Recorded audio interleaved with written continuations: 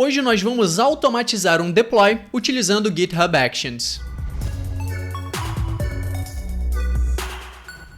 E aí pessoal, eu sou o Vinícius Dias, sejam bem-vindos ao canal Dias de Dev.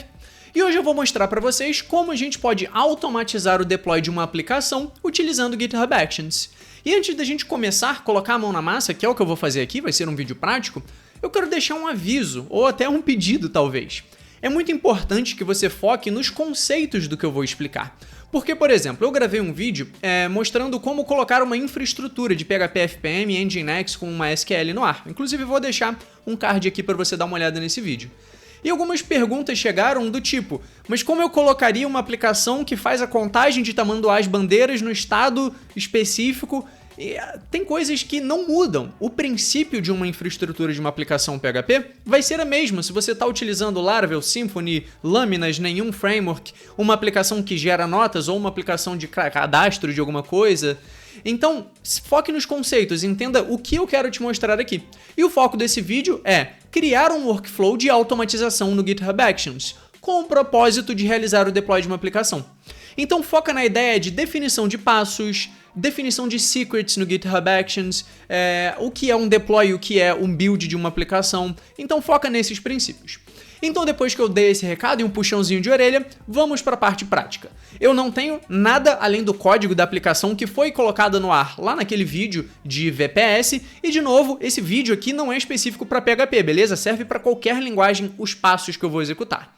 Mas então, como eu só tenho o código e nada mais, eu vou criar aqui um repositório no GitHub. Então eu posso vir nesse ícone de mais aqui em cima e New Repository, ou então eu vou clicar nesse New aqui na página de repositório.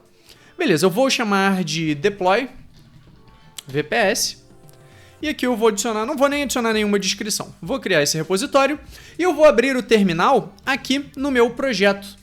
Então nesse meu projeto eu vou inicializar um repositório Git, porque esse meu projeto nem tinha um repositório Git. Vou adicionar tudo que tem aqui e fazer um commit chamado commit inicial. Beleza, agora eu tenho um repositório. Como eu tenho um repositório, eu vou seguir esses passos aqui. Eu vou adicionar esse meu repositório como repositório remoto. Eu vou renomear o meu branch para main e vou fazer o push para esse repositório remoto. Então eu enviei o meu código lá para o GitHub. Então caso você não manje muito de GitHub, só o que eu fiz foi enviar meu projeto para lá. Então beleza, primeiro passo bastante simples. Agora o que eu preciso fazer? Eu quero criar um workflow, eu quero criar os meus passos de automatização lá no GitHub Actions. Se você não sabe o que é GitHub Actions, o que são workflows e etc., eu tenho um vídeo específico e um pouco mais básico sobre isso. Então eu vou deixar o card aqui, vale a pena conferir, depois você volta para cá. Agora que você voltou e já conhece os princípios, vamos criar um workflow de deploy.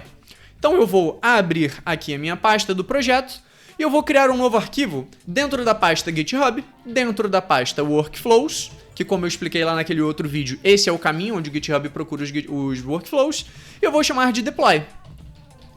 Então vamos para o primeiro conceito aqui.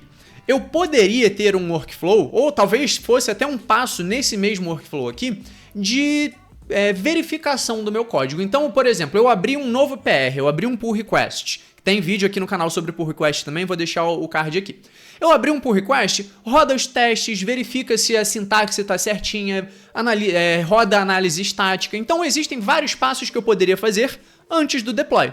No meu caso aqui, eu vou focar somente no deploy. Então vou chamar esse workflow de deploy para VPS. Beleza. Aqui, beleza. Eu preciso agora dizer quando eu vou executar esse workflow. Então, quais são os eventos? Então eu vou executar isso quando eu fizer o push para branch main. Só isso. Eu poderia ter esse workflow executando quando eu tivesse pull request, quando eu tivesse uma issue aberta, tem vários eventos. Mas nesse caso, quando eu fizer um push para main, significa que o código está pronto para ser deployado, né? Para ser colocado em produção. Então basicamente é isso. Esse vai ser o evento. Agora eu vou definir quais são os jobs, quais são as tarefas que esse workflow vai executar. Eu poderia ter várias tarefas rodando ao mesmo tempo. Por exemplo, faz o deploy dessa aplicação numa VPS, também envia criação de imagem num SR, ou fazer várias coisas ao mesmo tempo. No meu caso vai ser uma coisa só, então eu vou chamar de build_deploy, ou até deploy VPS, eu poderia chamar de qualquer coisa. Mas beleza, esse job aqui, esse trabalho que eu vou executar no meu workflow, ele tem algumas especificidades, eu preciso informar algumas coisas. Por exemplo, onde que ele vai rodar? Vai ser no Windows, no Linux, no Mac? Então eu vou colocar aqui Ubuntu Latest. Vai rodar no Linux. O que eu vou fazer aqui não é muito específico, então eu poderia até escolher outras plataformas. Mas geralmente você vai rodar as suas automatizações num ambiente mais próximo de onde você quer ter produção, por exemplo, se eu tivesse que rodar comandos aqui, etc. Não vai ser o nosso caso, já já vou te explicar. Mas beleza, eu estou definindo que eu vou rodar esse workflow num Linux e agora eu preciso definir quais são os steps, os passos desse meu workflow, o que eu vou executar. Primeiro, eu preciso ter o código. O código que está lá no meu repositório, ele ainda não está aqui nesse workflow, então eu vou baixá-lo. Então, para isso, eu vou utilizar uma action já existente chamada actions/checkout na versão 4, a versão mais recente. Eu vou até dar um nome para esse passo, que eu vou chamar de baixar o código, só para a gente ter as coisas um pouco mais claras quando eu for analisar essa action. E até para ver caso alguma coisa dê errado, né? Que pode acontecer, a gente entende onde o erro aconteceu, de forma um pouco mais clara. Então eu baixei o código. O que isso significa? Aqui no próximo passo, eu tenho o código do meu repositório pronto para eu executar alguma coisa. E o que eu vou executar aqui? Como a gente fez o deploy lá naquele vídeo de VPS, a gente fez um SCP, a gente fez uma cópia utilizando SSH para o servidor. Então o que eu vou fazer? Eu já sei qual é a action, mas eu vou pesquisar para você ver como seria esse processo. Eu vou pesquisar uma action que execute SCP. Então eu vou abrir meu navegador e aqui numa nova aba eu vou pesquisar GitHub Actions SCP. Beleza, busquei, vou dar um bocado de zoom e eu vou clicar no primeiro resultado. E esse primeiro resultado, ele é uma action que faz exatamente essa ação de copiar arquivos e artefatos via SSH. Então o que eu vou fazer? Ele mostra aqui um exemplo onde a gente tem o checkout, é o que a gente fez. Então eu vou copiar esse próximo passo aqui.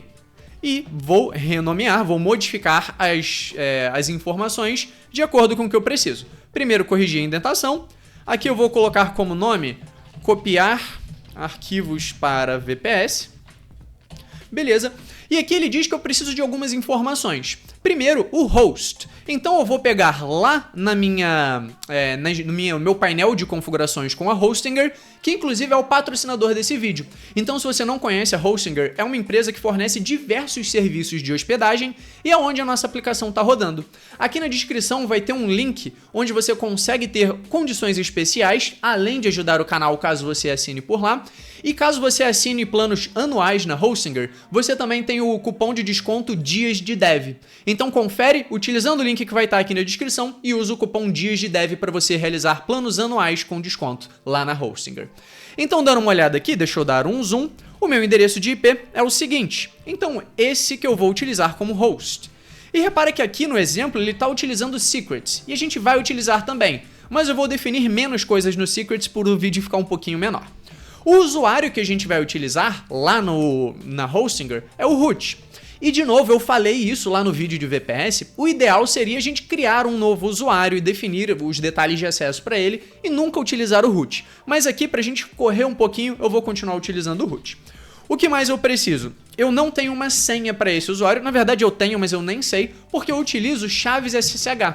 Então vou definir aqui uma chave para eu acessar. E aqui sim eu vou precisar de secrets. Então SSH Private Key. Por que eu vou utilizar um secret? O que é um secret do GitHub? É uma informação que eu consigo acessar, por exemplo, através das minhas actions, consigo acessar de outras formas também, mas principalmente através das actions, e isso me permite ter um detalhe, como por exemplo a chave SSH, sem que isso esteja no meu código versionado, exposto para o mundo.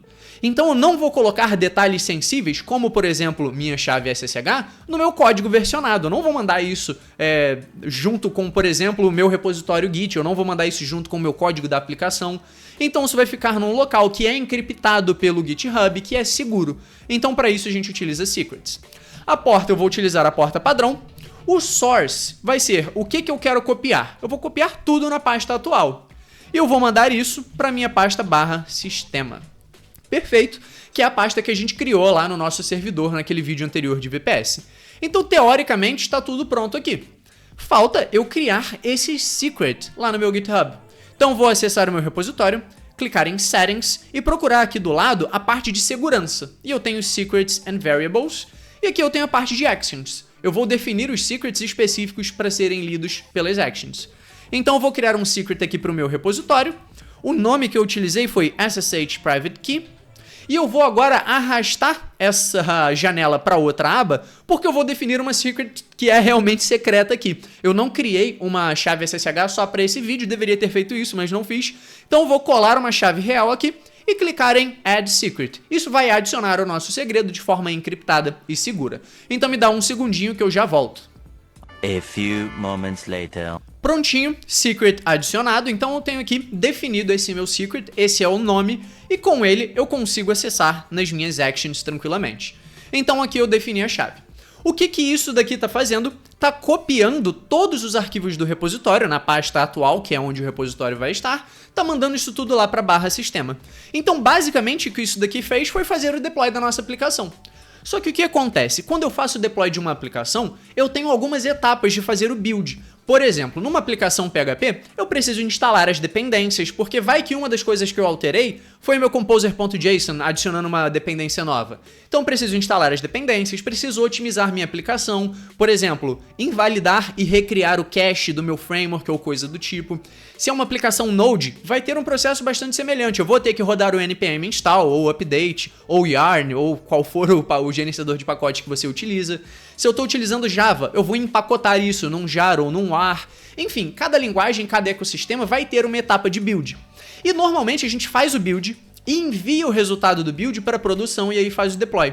No meu caso aqui eu estou fazendo o inverso porque é uma aplicação extremamente simples. Então primeiro eu estou mandando os arquivos e depois eu vou fazer essa etapa de build. Mas se por exemplo eu estivesse utilizando uma infraestrutura com containers, primeiro eu vou gerar a minha imagem e essa imagem vai ser enviada para onde eu executo ela, seja um cluster de Kubernetes, seja um SS, mas enfim, eu tenho uma etapa de build e uma etapa de deploy.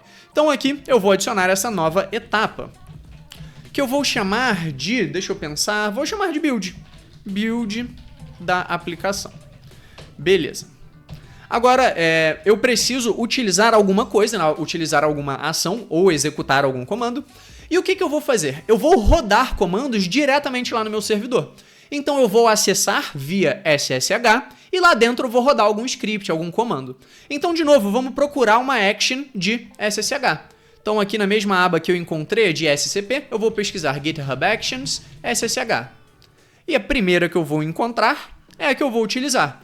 Então vamos lá pegar o nosso exemplo e repara que é bastante semelhante ao do SCP. Então eu vou copiar esse users e o with. E um detalhezinho que talvez não tenha ficado tão óbvio, esse with é um parâmetro que a gente passa para alguma action e cada action pode fornecer parâmetros diferentes. Por exemplo, essa action de SCP fornece source e target, que é a origem e o destino dessa cópia. Já essa de SSH, ela vai esperar também o nosso host, o usuário, a nossa chave SSH, mas ela não espera um source e um target, ela vai esperar um script, que é o que a gente vai executar. Para ter várias linhas aqui num YAML, isso não é específico do GitHub Actions, é específico do formato, eu vou colocar um pipe, e agora aqui eu posso escrever várias linhas.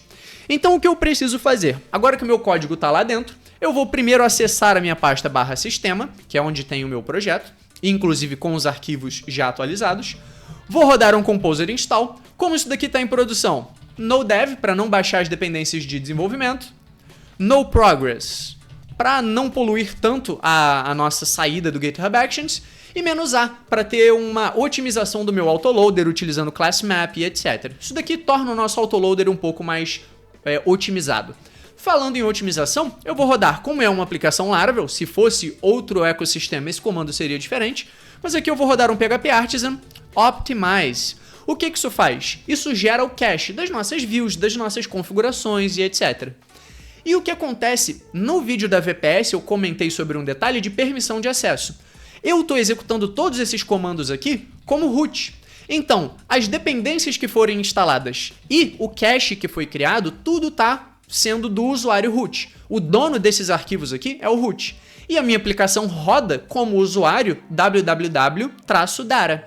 Então eu vou fazer o seguinte comando aqui, chon, ou seja, muda o dono dos arquivos que eu vou especificar, de forma recursiva, ou seja, dentro de todas as pastas, etc., para www-dara, no grupo www-dara.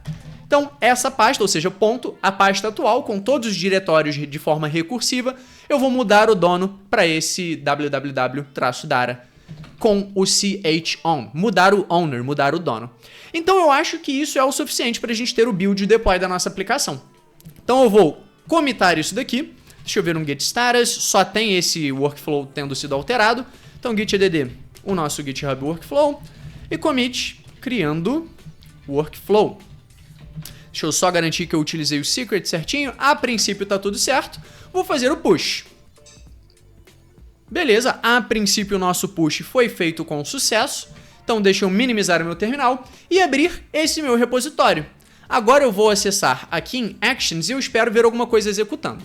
Um detalhe interessante enquanto o nosso workflow é executado.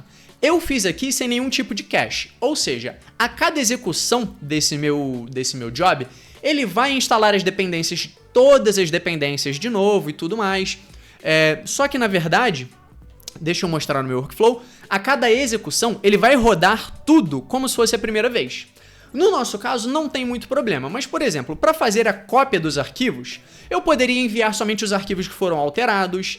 Em alguns cenários, quando eu estou fazendo build aqui no GitHub Actions, por exemplo, se eu estivesse rodando o Composer Install, ao invés de ser lá no meu servidor, se eu rodasse aqui para criar uma imagem ou algo do tipo, seria interessante eu utilizar cache. O GitHub Actions possui a possibilidade da gente ter cache, então se você quiser um vídeo específico sobre esse assunto, pode comentar aqui.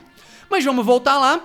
Então ele fez o build da aplicação, a princípio tudo certo, repara, ele mostra aqui a saída, instalando as dependências e tudo mais, fazendo o cache, e teoricamente está tudo ok. Se eu acesso aquela aplicação, como é uma aplicação Laravel, eu vejo aqui a página de boas-vindas. Se eu acesso aquele /admin, eu espero ver a minha página de admin funcionando. Show de bola! Agora vamos ver se isso realmente funcionou. O que eu vou fazer? Eu vou subir uma alteração. Então, para isso, eu vou vir aqui na minha página de Welcome, que é basicamente essa página aqui. Vou dar um bocado de zoom para a gente ver. E eu vou adicionar qualquer coisa aqui no início, um H1, um texto qualquer, sem nenhum estilo, sem nada. Enviando uma alteração automatizada.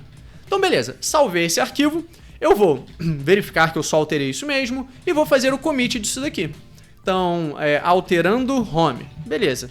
Vou fazer o push. O que acontece? Um novo workflow vai ser inicializado, ele vai de novo fazer a cópia da minha aplicação lá para o meu servidor, rodar todos, baixar a dependência, fazer o cache, e aí minha aplicação vai estar pronta. Então vamos ver de novo aqui na execução das actions, se tem um novo workflow, beleza, já está executando, vai levar o tempinho dele para subir a aplicação e tudo mais, né, para subir o executor do GitHub Actions, está criando a pasta, tá copiando, né, os detalhes lá. A princípio tudo certo, vai fazer essa etapa de build, eu vou esperar terminar. Beleza, a princípio tudo certo, tá fazendo o cleanup. Se eu vier aqui agora e atualizar, tem lá, enviando uma alteração automatizada. Então repare que eu automatizei o deploy utilizando o GitHub Actions de forma muito simples. É bastante tranquilo e de novo eu quero que você foque aqui nos conceitos. O que eu fiz? Eu tenho duas etapas, uma de deploy e uma de build. Normalmente isso vai estar na ordem inversa. Como o meu cenário é extra simples, eu fiz primeiro o deploy e depois o build. Mas eu poderia, por exemplo, um detalhezinho aqui que a gente poderia fazer para garantir esse build um pouco mais interessante. Eu poderia primeiro copiar somente o Composer JSON lá para o meu servidor, aí eu rodo todas essas etapas de build, depois eu mando todos os demais arquivos e então faço o optimize. Então repara que tem muita coisa que eu poderia alterar, otimizar e etc. Mas eu sinceramente estou bem satisfeito com esse workflow de deploy. Eu consigo alterar qualquer coisa na minha aplicação, inclusive as dependências, e quando eu fizer um push para o meu repositório, esse deploy é feito automaticamente e está bastante rápido. Se o meu deploy começasse a ficar lento, eu pensaria em, por exemplo, só fazer o SCP, só mandar a cópia dos arquivos que foram alterados. Eu pensaria em talvez utilizar cache em algum momento. No meu caso aqui nem me ajudaria muito, mas se eu tivesse mais passos. Mas enfim, a gente viu aqui como realizar o deploy automatizado para uma aplicação que está rodando numa VPS da Hostinger e tudo isso de forma bastante simples. Se você gosta de vídeos como esse, não se esqueça de se inscrever aqui no canal.